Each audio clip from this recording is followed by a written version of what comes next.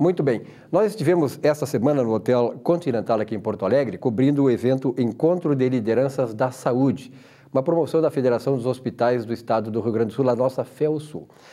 Na verdade, tem uma lei aí, a Lei 13.003 da Confederação Nacional de Saúde, que mexe muito na questão das relações, das parcerias entre a rede hospitalar, que é prestadora de serviços, e as operadoras de saúde. Uma coisa que está dando muita discussão, é algo muito complexo que está mexendo na estrutura da rede hospitalar do Brasil e, claro, do Rio Grande do Sul. Vamos acompanhar o trabalho que realizamos, então, neste encontro lá da FEUSul, no Hotel Continental, aqui na capital do estado. Bom, o Dr. João Lucena que trouxe esses pontos aí que naturalmente estão trazendo preocupação para a rede hospitalar, para as entidades de saúde do Brasil inteiro. Doutor, que pontos mais importantes o senhor destaca e que estão preocupando as instituições da área de saúde no Brasil? Nós trouxemos aqui uma visão que a agência, principalmente a Agência Nacional de Saúde Suplementar, está trazendo através da regulamentação da Lei 13.003. Tem alguns pontos que chamam muita atenção, que envolvem diretamente os prestadores e que são aqueles que os prestadores devem ter atenção. Primeiro, que é sobre a fase de negociação. Passados 90 dias, se não houver negociação, deverá incidir um reajuste automático baseado no IPCA. Mas ter atenção também que o IPCA pode ser, e isso ainda está sendo regulamentado, submetido a um fator de qualidade. Esse fator de qualidade está relacionado à acreditação da instituição de saúde. Além disso, tem também um outro fator que influencia diretamente no faturamento do hospital, que é a utilização da ferramenta de transmissão de informação em saúde suplementar, o TIS, na sua versão atual, na sua versão vigente, que se o hospital não usar, ele virá a perder o acesso a todas aquelas glosas que forem promovidas pelas operadoras. Então esses são os pontos que os hospitais devem ter atenção, ou seja, procurar a qualificação, procurar a contratualização respeitando todos os itens regulamentados e principalmente utilizar a ferramenta TIS para a transmissão de todo o seu faturamento. Doutor, essas regulamentações da Lei 13.003, neste momento, sobretudo da economia brasileira, ela pode afetar e ameaçar a sobrevivência da rede hospitalar? Bem, se algum estabelecimento de saúde, mesmo com todas as entidades, a FEUSul, a CNS, tentando dar a volta a ações judiciais e criar situações que impeçam que isso venha acontecer na íntegra, se os estabelecimentos de saúde não tomarem cuidado, poderão ter prejuízo sim, e dependendo da condição do estado econômico e financeiro, poderá realmente levar a uma finalização das suas atividades. Doutora Maísa, dentre tudo aquilo que foi exposto aqui nesse encontro promovido pela FEUSul, quais os que a senhora destacaria e que afeta naturalmente as entidades hospitalares da sua terra?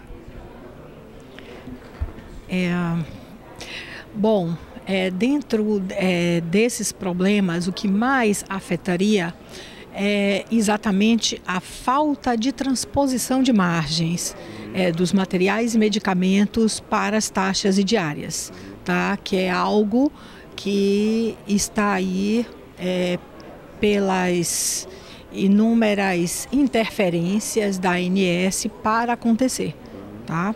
Isso tem trazido que tipo de problema para a rede hospitalar? A incapacidade de sobrevivência.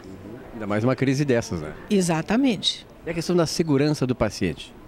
A questão da segurança do paciente, como a gente vê, não só na Bahia, nos outros estados, a gente tem visto isso crescendo ainda de forma incipiente, né? Falo não da segurança em si, porque isso é algo inerente ao serviço que a gente presta, mas eu falo em relação à RN 36 e às exigências, a gente tem visto que isso tem crescido muito ainda de forma incipiente nos diversos estados. Doutor, um grande abraço, saudação aos nossos amigos baianos e as baianas. Obrigada também pela recepção que tivemos dos gaúchos. Doutor Brasileira, desse encontro aqui promovido pela FEUSUL, o que o senhor destacaria de mais importante nesse estudo e nessa regulamentação da Lei 13.003 que está afetando, inclusive, a própria sobrevivência dos hospitais? Eu destaco como um ponto fundamental a análise dos contratos existentes entre a operadora e os prestadores de serviço e os novos contratos que necessariamente terão que ser revistos dentro do novo espírito da lei. Os hospitais e clínicas e laboratórios necessariamente terão que fazer uma avaliação criteriosa desse contrato e, em cima disso, buscar uma solução de um novo encaminhamento junto com os prestadores, junto com as operadoras. E que outros aspectos dessa lei está preocupando o segmento? O que está nos preocupando sobremaneira é o chamado fator de qualidade que a ANS quer aplicar para os prestadores de serviço, diminuindo ou criando um deflator para aqueles que não têm acreditação hospitalar. Enquanto que 126 ou 136 hospitais do Brasil têm essa acreditação, essa certificação, e os outros 6.000 não têm. Então estariam privilegiando 126 em detrimento de 6.000 hospitais do Brasil. Doutor Beno, muita discussão sobre essa Lei 13.003. Na sua avaliação, o que mais preocupa o segmento? Os hospitais, alguns hospitais estão se preparando para essa lei. E outros hospitais parece que eles estão vivendo em outro mundo. Acho que não vão ser atingidos. Estou esperando que alguma coisa que caia do céu que se resolva por si só. Eu acho isso muito preocupante, porque vai levar à quebradeira, né? O senhor acha que, por exemplo, está ameaçada hoje a sobrevivência dos hospitais, não só em função disso, mas em função da crise geral da economia? Sim, porque as operadoras vão perder, com certeza, clientes. Isso vai diminuir a receita e, consequentemente, o nível de glosa em cima dos hospitais aumenta e a gente vai pagar o pato, né? O senhor acha que está faltando, então, um pouquinho de união e de percepção melhor da rede hospitalar por seus líderes para, de repente, mudar esse quadro? Eu vou um pouco mais longe. Eu acho que não só os líderes, mas tem muita gente que é dona do hospital. E esse pessoal que é dono do hospital não percebeu que ele é um empresário. Ele quer ser o dono do hospital, mas ele não quer sair do consultório. Ele acha que o hospital vai sozinho. O hospital é uma coisa extremamente complexa que tem que ter uma administração em cima. É como no setor primário, né? É o olho do dono que engorda o boi. Com certeza. E não temos mais espaço hoje para dizer assim, olha, minha diária custa mais ou menos tanto, o meu hospital tem uma taxa de ocupação, sempre está cheio. Não, a gente tem que ter número. Se não tiver número, a gente não consegue administrar. Aí é fantasia. Exatamente. A doutora Patrícia Ruas é diretora comercial aqui do Hospital Mãe de Deus, que é um padrão de qualidade no Rio Grande do Sul e no Brasil. Doutora, em que medida esta Lei 13.003 da ANS afeta o seu hospital? O Hospital Mãe de Deus é um hospital acreditado, tem 2 acreditações, uma ONA nível 3 e a outra acreditação internacional, né, pela Joint Commission. Nós estamos aptos, nós estamos prontos para esse processo de validação de uma remuneração diferenciada devido à acreditação. No entanto, nós entendemos que não é correto retirar o valor das outras operadoras. Isso não seria adequado, dos outros prestadores que não têm esta acreditação. Mas estamos prontos. O que mais me preocupa neste momento é a questão vinculada a essa desordem vinculada à TUS. Isto sim, isto nos preocupa muito, porque todas as definições que a ANS tem feito no que diz respeito à TUS, ela não vem absolutamente para beneficiar os prestadores, apenas para aumentar os custos.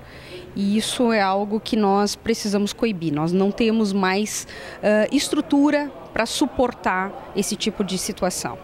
Essa crise econômica que se tornou um pouco mais aguda de 3 meses para cá, ela tem, de certa maneira, agravado a situação dos hospitais? Com certeza.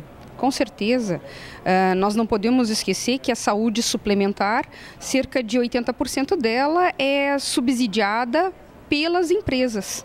As empresas, os planos, são planos coletivos. Se as empresas estão mal, da onde que elas vão tirar recurso? Elas vão cortar benefícios. E isso, com toda certeza, vai impactar nos prestadores. Talvez não agora, imediatamente, mas logo ali na frente nós vamos começar a sentir. A doutora Cleciane é representante também aqui do interior do estado, da poderosa Caxias do Sul, né, que tem uma rede hospitalar pujante também, como é a própria cidade. Como é que lá em Caxias do Sul, e sobretudo no hospital que a senhora dirige, está sendo acolhido, está sendo, digamos assim, tendo reflexo esta lei 13.003 que trouxe muita preocupação para o segmento? Na verdade, nós estamos negociando com várias operadoras de saúde para a adaptação dessa legislação. Confesso que um pouco diferente das apresentações, a gente já tem um bom percentual de contratos já com uma regulamentação que prevê reajuste. Realmente a gente tem dificuldade com algumas operadoras, independente muitas vezes até da legislação, né? E algumas a gente tem dificuldade inclusive de formalizar no papel a questão contratual. Mas eu entendo que ela é uma legislação que ela é adequada e vem a formalizar desde que não penalize as instituições, né? Que não privilegie só as operadoras, mas que atenda às necessidades dos hospitais também. Doutora, a senhora vê assim, com a experiência e sensibilidade que normalmente as mulheres têm mais do que nós, que este momento que o Brasil vive, um momento de crise econômica, juro alto, inflação e essas coisas todas que estão aí estimulando o desinvestimento na economia, possa afetar a sobrevivência da rede hospitalar e sobretudo na nossa Caxias do Sul? Com certeza, eu acho que nos últimos anos as instituições de saúde, quase todas, elas já vêm sido afetadas, uma vez que os repasses das operadoras nunca atingem as margens de inflação, né, dos períodos. Nas negociações de dissídios trabalhistas junto aos sindicatos, os valores que a gente acaba negociando são sempre superiores à inflação. Então a gente já tem 50% normalmente das folhas ou do custo dos hospitais estão em folhas de pagamento, a gente já tem um desequilíbrio grande aí.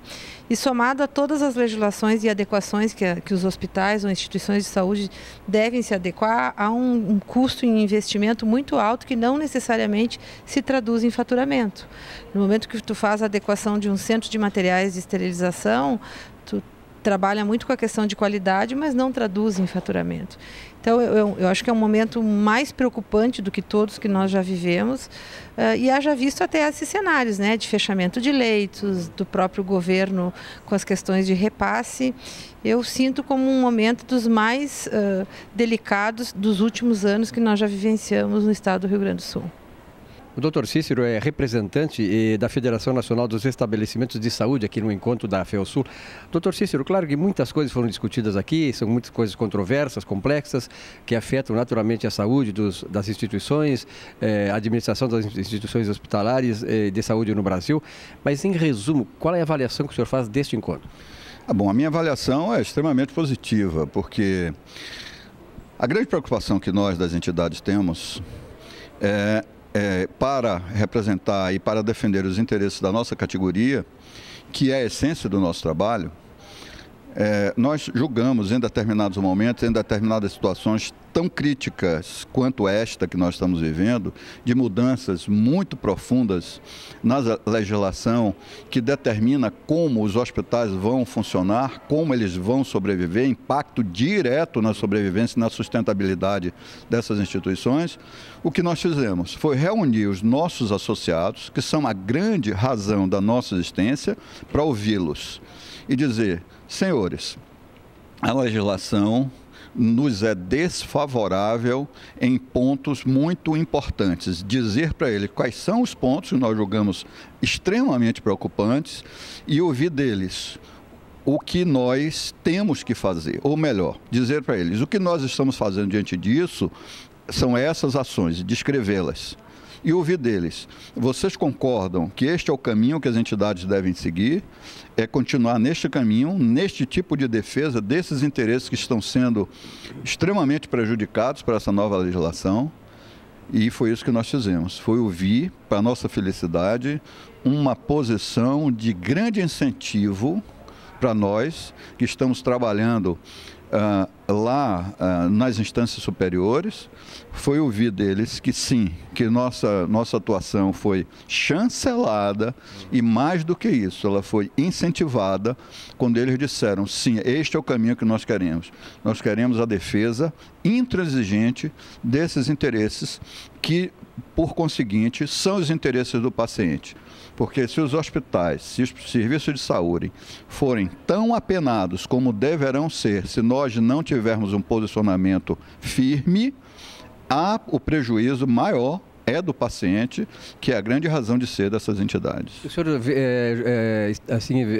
consegue vislumbrar uma coesão das entidades em torno das suas lideranças para lutar por isso?